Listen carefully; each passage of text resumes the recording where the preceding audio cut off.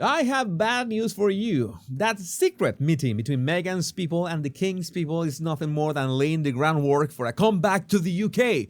And when I say comeback, I mean live in the UK. The whole Montecito bunch, at least for some time. But so let's try to unpack this.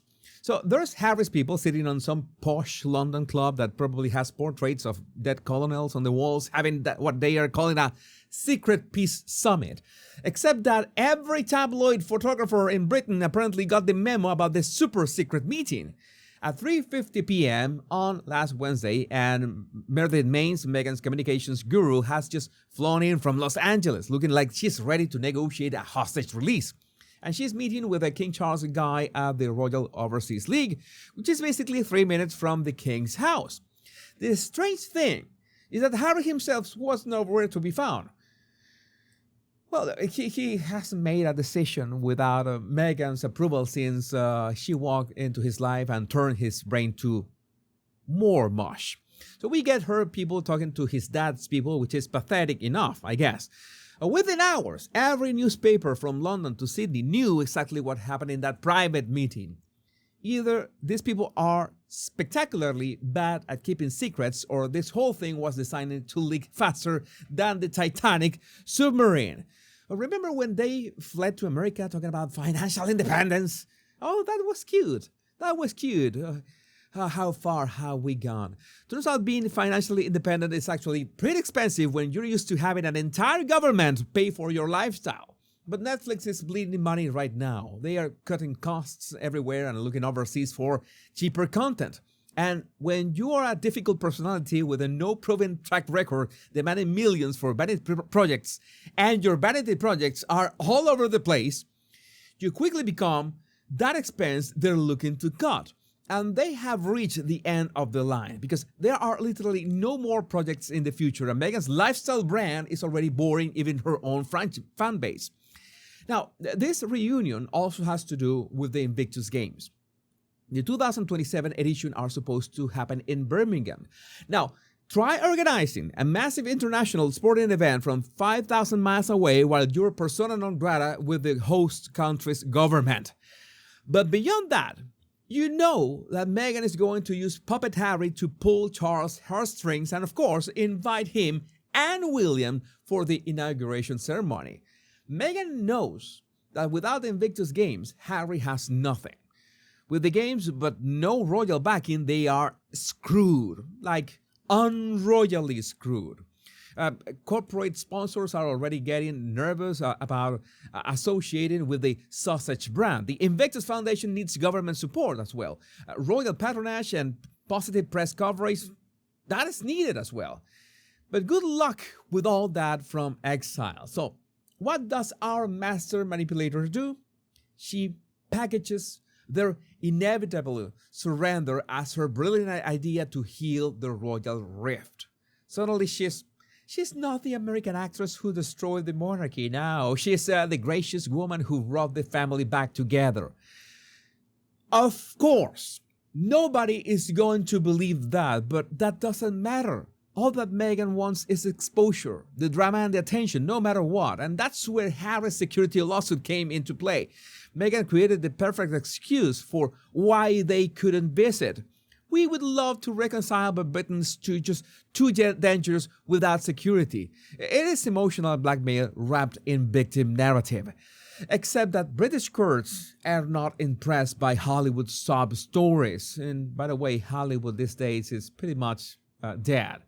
But the public isn't sympathetic to multimillionaires demanding free protection. The whole thing has become this embarrassing albatross that highlights exactly how entitled and out of touch they are. It's not that they have become. They have always been like this. But now that California is not working out and money is running low, they need a face-saving way to come home. Harry cannot return as a failure begging daddy for help, although we know that's what's happening. But he can return as a concerned father worried about his children's safety. Same result, different packaging, everyone's dignity theoretically intact, although I don't think Meghan has anything intact by this point. But notice who wasn't invited to this peace summit? Anyone from William's camp. And that is not an oversight, because they know that William wants nothing to do with Harry.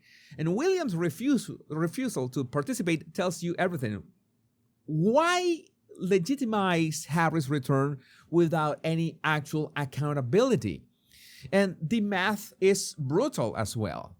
William will be king for what? We could say 40 years after his father dies. Any reconciliation that doesn't include his blessing is basically meaningless. Meghan's belief that she could bypass the heir apparent shows the same delusional thinking that got them into this mess. And people were translating the PR speak in real time, that this rapprochement process means that they are broke, that opening communication channels means that please take us back, and everyone wants to move on means our Netflix deal is tanking. But there are reports that there have been zero, and I mean zero, communications between Montecito and the palace in over 2 years. Now, the timing didn't help either. The meeting just happened to coincide with Catherine's triumphant return to Wimbledon, where she got a standing ovation from the crowd. Classic Meghan move, so predictable. When someone else gets positive attention, especially Catherine, create a distraction that puts the focus back on her. And the undeniable fact is that Harry's value to Meghan decreases with every failed project. And with no projects left, I don't know what's going to happen. If their brand keeps declining, his royal connections become her only remaining asset. The question becomes whether she dumps him before or after securing her position back in Britain. Because Meghan is facing every narcissist's worst nightmare, being completely ignored.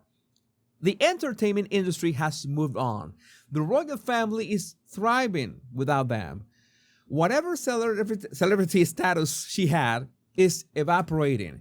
The Hollywood dream was always built on a fundamental misunderstanding. Meghan thought that Americans would be fascinated by insider royal gossip. She is right here among us. But she missed the point entirely. Americans love the British monarchy precisely because it's mysterious and distant. Strip away the pageantry, move to California, and you're just another Z-list celebrity couple, but without the glamour. So coming back to Britain has become a matter of survival. Meghan needs royal proximity to stay relevant. Harry needs his family's forgiveness because Meghan told him to.